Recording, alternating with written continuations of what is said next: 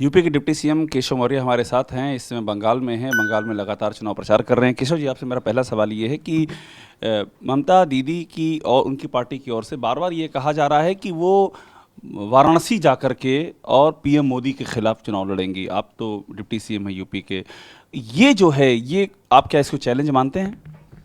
देश के माननीय प्रधानमंत्री जी बंगाल की रैली में ही दीदी को बता चुके हैं कि आप जय श्री राम कहने से चिढ़ती हो। वहाँ तो हर गली और मोहल्ले में हर हर महादेव होता है, तो आप कैसे सुन पाओगे? जब जय श्री राम नहीं सुन पा रहे हो तो हर हर महादेव कैसे सुन पाओगी? वहाँ तो त्रिपुंड लगा करके बाबा के सारे भक्त काशी में घूमते हैं, तो वो चुनाव लड़ने के लिए तो कोई कहीं से स्वतंत्र है आवें ठीक प्रकार से। उनको जो स्वाद अभी 2021 की इस विधानसभा चुनाव में 2 मई को मिलने वाला है, इससे अच्छा स्वाद अगर वो काशी आ जाएं तो उत्तर प्रदेश से भी मिलेगा। कैसा स्वाद की, किस स्वाद की बात कर रहे हैं आप 2 मई को? मैं 2 मई दीदी गई, टीएमसी गई, बीजेपी आई, सुशासन आया, राम राज्य आया, भाजपा की सरकार यहाँ बनेगी और पश्चिम बंगाल विकास के पथ पर आगे बढ़ेगा। ये बताइए, जो ये कोयला घोटाले का पूरा मामला सामने आया है, इसमें विनय मिश्रा का नाम बहुत तेजी से उभर रहा है। विनय मिश्रा का यूपी का भी लिंक सामने आ रहा है। आप तो डिप्टी सीएम है यूपी के, इसके बारे में क्या आप कहना चाहेंगे? देखिए, इसके बारे में इतना ही है कि भ्रष्टाचार नहीं चलेगा, नहीं चलेगा, नहीं चलेगा। वो चाहे कोयला का भ्रष्टाचार हो, चाहे सत्ता में बैठ कर के अन्य प्रकार का भ्रष्टाचार हो। जो भ्रष्टाचार करेगा, जो भ्रष्टाचार करवाएगा, उनमें से एक एक को खोज निकाला जाएगा और एक एक को खोज करके उनको सजा दिलाने का काम किया जाएगा। और भ्रष्टाचार के आधार पर जो पूरे पश्चिम बंगाल के अंदर 10 वर्षों में टीएमसी की सरकार में हो रहा है या हुआ है, उसके कारण से ही पश्चिम बंगाल की बर्बादी हुई है। कैसे आप कह सकते हैं कि 10 वर्षों में पश्चिम बंगाल में भ्रष्टाचार हुआ है? इसका प्रमाण मांगा जा रहा है कि क्या प्रमाण है इसका? उसका प्रमाण उनको मिल रहा है। तमाम ऐसी रिकॉर्डिंग भी बाहर आ रही हैं। बहुत सारी जांच एजेंसियां अपनी जांच की प्रक्रिया भी पूरी कर रही हैं, लेकिन ये हर घोटालेबाज को, हर भ्रष्टाचारी को पकड़ लिया जाएगा, खोज लिया जाएगा, उसको सजा दी जाएगी। कौन कौन शामिल है जिस करप्शन की आप बात कर रहे हैं? कहाँ तक है करप्शन? ये एक नारा यहाँ पश्चिम बंगाल में चल रहा है। भाजपा तो नारा लगाती सबका साथ, सबका विकास, सबका विश्वास, लेकिन टीएमसी का नारा घुसपैठी का साथ, भतीजे का विकास। तो भतीजे का विकास चाहे कोयला घोटाला से करवाएं, चाहे अन्य प्रकार से करवाएं, तो भतीजे के विकास के लिए जो यहाँ की सत्ता का दुरुपयोग हुआ है वो जांच के दायरे में। राहुल गांधी यहाँ अभी तक नहीं आए हैं पश्चिम बंगाल में प्रचार करने के लिए, उस पर क्या कहेंगे आप? मैं इतना ही कहूँगा कि कांग्रेस के जो हमारे तमाम सारे मित्र लोग हैं उनसे कि अपने युवराज को कहीं अच्छे से इलाज उलाज कराएं। पर ऐसा इलाज की बात आप क्यों कह रहे हैं? आपने ट्वीट भी किया था कि मानसिक संतुलन खो चुके हैं, ये क्यों कह रहे हैं आप? देखिए, जिस व्यक्ति को इसी देश में रह करके, इस देश की संसद में चुन करके इस देश के नागरिकों ने एक बार नहीं अनेक बार भेजा है, और उसी देश की व्यवस्था पर सवाल उठाना और देश के विरुद्ध किसी दूसरे देश से किसी प्रकार की डिमांड करना, तो ये तो एक तरह से देशद्रोह है। और इस प्रकार की भाषा जिसका मानसिक संतुलन सही होता है वो नहीं बोल सकता। तो राहुल गांधी देशद्रोह कर रहे हैं, आप ये कह रहे हैं? मैं तो यह मानता हूँ कि अगर देश के विरुद्ध इस प्रकार की, देश की संस्थाओं के विरुद्ध इस प्रकार का, देश की सरकार के विरुद्ध इस प्रकार की भाषा का इस्तेमाल कर रहे हैं, तो निश्चित तौर से उसे देशभक्त की श्रेणी में कैसे मानूं, मुझे तो स्वयं संशय हो रहा है। और आप मानसिक संतुलन वाली बात बार बार क्यों कर रहे हैं? इतने बड़े नेता हैं कांग्रेस के और आप कह रहे हैं कि मानसिक संतुलन बिगड़ चुका है। उनका मैंने भी देखा था, आप भी देख लीजिएगा।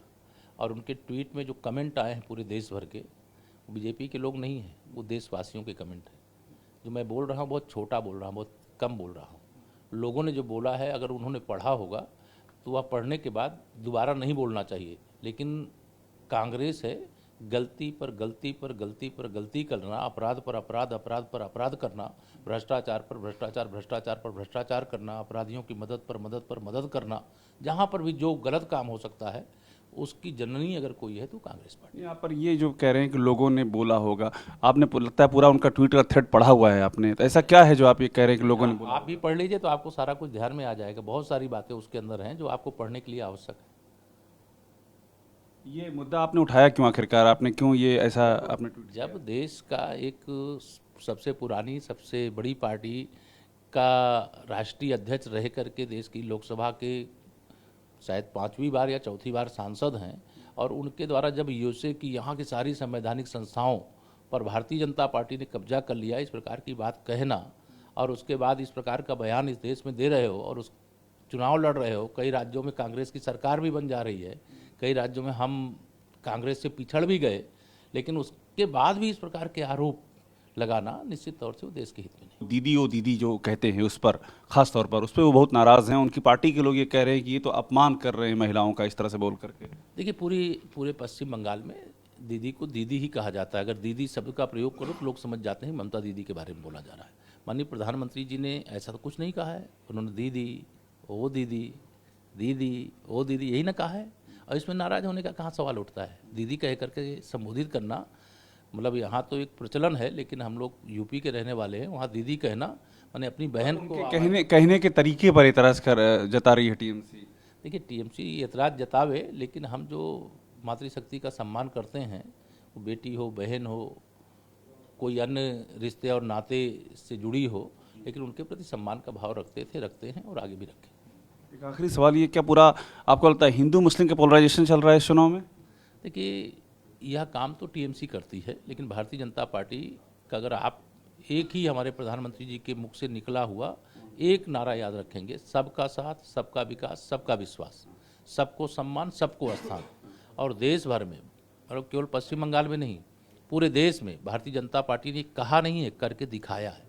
देश के हर गरीब, चाहे वो हिंदू हो चाहे मुसलमान हो, सबके लिए जो व्यवस्था करना है वो किया है।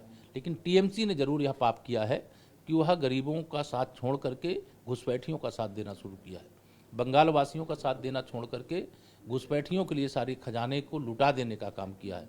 अगर कोई घुसपैठी है, कोई तुष्टि घुसपैठी है, अपराध किया है, तो उसको दंड नहीं दिया जाता है, उसको पुरस्कार दिया जाता है।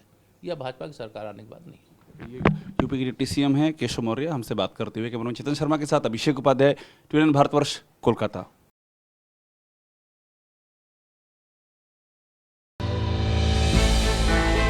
हमने की गलती फिर एक बार, कोरोना ने किया दोबारा प्रहार। मास्क, 2 गज दूरी, करें अपनी सुरक्षा खुद। कोरोना टीका हम सबको लगाना है, मिलकर साथ समझदारी से कोरोना को हराना है।